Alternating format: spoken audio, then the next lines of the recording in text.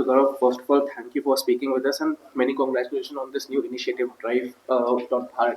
So just a small brief on exactly what the initiative is, because EVs, MG has always been very active on that front. So what's more with this initiative? See, we've always been believers of EV as a way for transportation in the country, right from the time that we brought in the first EV, the ZS EV, electric internet SUV, way back in 2019 December. And since then, we brought in the MG Comet as well, and obviously we are working on new additions as you go along. A key factor for us has always been not only the product, but the ecosystem around it, so that there is a combined collaborative expansion of the EV terrain. So the initiatives today that we have brought and talked to you about are the ones which have been synthesized based on consumer feedback, based on real issues on the ground, as well as what is the promise for the future. So the number one factor that was there was the approach of making charging, which has been a concern for some of the owners. How do you provide them the assurance and the confidence that chargers are there, chargers are available, and you can plan your journey, be it short term, be it a long road trip, through the power of a unified platform, which we've got in the form of eHUB, which is the largest unified charging platform in the country, and we are looking at about 80% of the entire infrastructure being available on that. The second part is, as EV is a new area to building up in the country, there will be a lot of questions by consumers, both who are owners and both who may be wanting to understand it better before they get onto the EV bandwagon. But where do you get all the repository of a single source of all the answers? Whether it's what kind of battery, what is the policy, what technology, calculators in terms of cost of ownership or range, etc.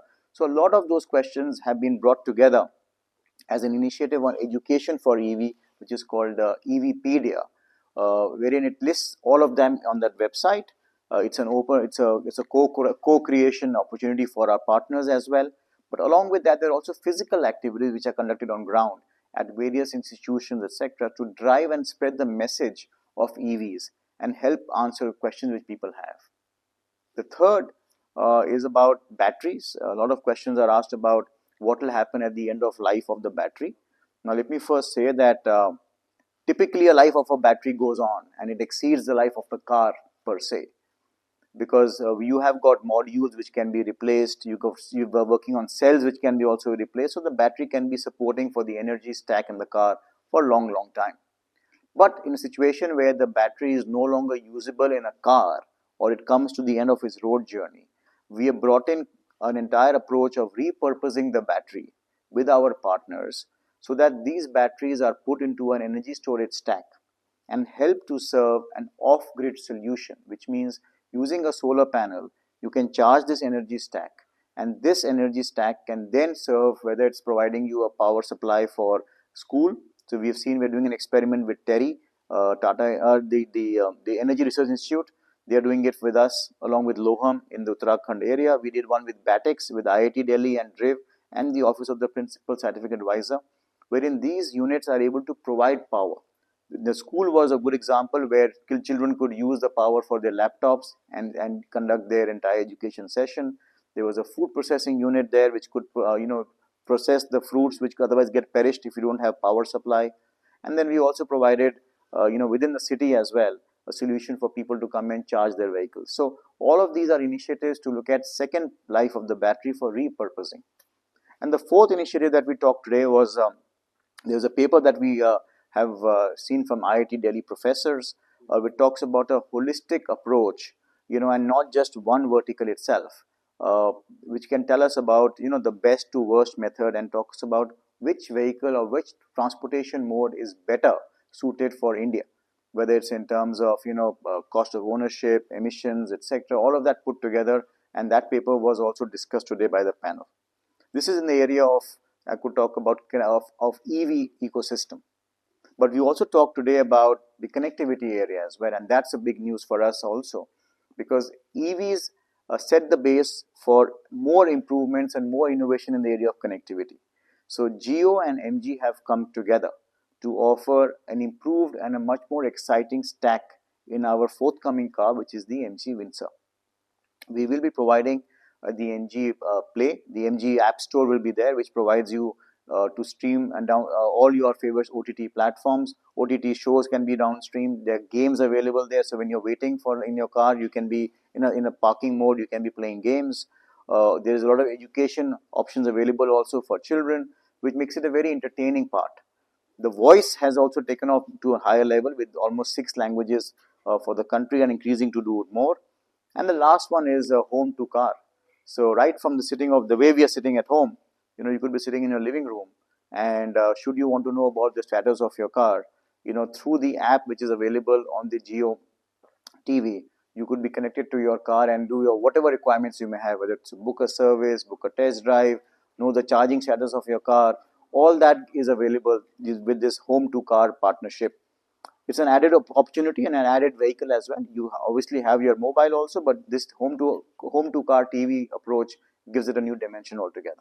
MG is the only car brand in India that has a very equal ratio of EVs and ICE in its lineup. And I understand the entire perspective of assuring customers to adopt EVs. But how did you what gives you confidence to be this much reassuring to take a bold step like this? Well, we've been always believers for the EV as a preferred mode of transportation, right? Like I said earlier, we launched the car in 2019 December, so we were planning obviously for it a year and a half ago, and then the last launch last year, 2023, and our forthcoming launch as well. I think we are very committed to taking forward the cause of clean transportation. That's very close to our entire overall objectives as well. And in India, particularly, EVs make a very good reason, because you have to reduce the oil pool deficit. We have a $200 billion annual deficit. We have seen the impact of pollution in our cities. We have seen the impact of using fossil fuels to a large extent. We have seen the natural calamities which have happened. So all of this give us a very clear perspective of making sure that we have, from a sustainability quotient, EVs will be the right approach in the given time frame. Obviously, over time, there will be various other modes of choices available to the customer also, and taking it forward. But we do see that in the immediate future, EVs will gain prominence and take on the field. So can we safely say that the EVs for MG going forward are going to be the at least one of the mainstays, and we'll see again equal ratio? Well, I will say that at this point in time, July, for example, 24, 40% of our sales came from EV. Wonderful. And we are working to increase this 40% to a higher number. So there are few things that we can easily take care of, be it the charging infrastructure or replacement of the batteries or the longevity of the batteries. But the biggest range anxiety issue here is that when I can still fill up my tank in like 5 minutes, but any battery will still take me around 30 minutes to charge it to a certain range, to get a certain range to make my commute. So how do you plan to solve? I think we have to be realistic here as well. Firstly, you have the convenience of charging your car at home. Reports have shown that ranges from 80 to 90% of people worldwide charge their car at home. So you obviously have got that as your first solution, which means you are still not taking your car to a outside location, charging it and bringing it back like you would do in a gasoline car, right? You have to add the driving time, filling up time, and coming back also. Here you already have got your energy pack in your house, literally. And then when you have to top it up, depending on how much you have used, depending on the speed of the charger, depending on what charge capabilities is there in your particular car as well, there will be varying amount of time limits. It could be 10 minutes, 15 minutes, 20 minutes, depending on how much you want to top up as well. So it would not be fair to have a one short number to say 30 minutes is my given time frame. So on that point, I would say that you must look at the biggest advantage is that you don't have to go outside to charge your car in the first instance, or like you have to go out to fill up your car. You have it at your home. Should you not have it at your home, there's a lot of opportunity now in your community charging availability is also there. So I think gradually, and that's the power of this kind of conference, that what we have done today is that these myths, these concerns have to be addressed together and in a collaborative way, so that people are able to move and adopt to EVs faster. 1,500 startups MG has worked with so far, and that's a big number. Yeah. So what is exactly the selection process, so to say, and how do you decide on what startup you want? In that much time, we've been able to engage with almost 1,500 startups, work with them on different proof of concept. The example that we talked about with Loham and Batex of putting up these energy stack solutions as well as other charging. So we have a program called MG Developer Program and Grant, and we've always been active on this one. At every season, we have a various seasons right now. We have season 5 going in live in a short time. All of these are areas where we open it up for applications to come in. We have got the support and partnered with Startup India as well, and people file in their applications based on the subject, and then we have a jury that looks at the applications, screens them, and then we take it forward from a mentoring perspective. And obviously our aim is to move from a proof of concept to a purchase order, literally speaking. So we help startups, bring their dreams into actual execution.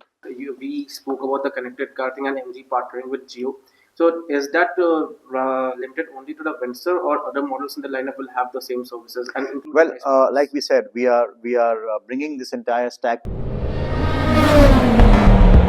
It, and let's make sure that all of us are gaga over these applications.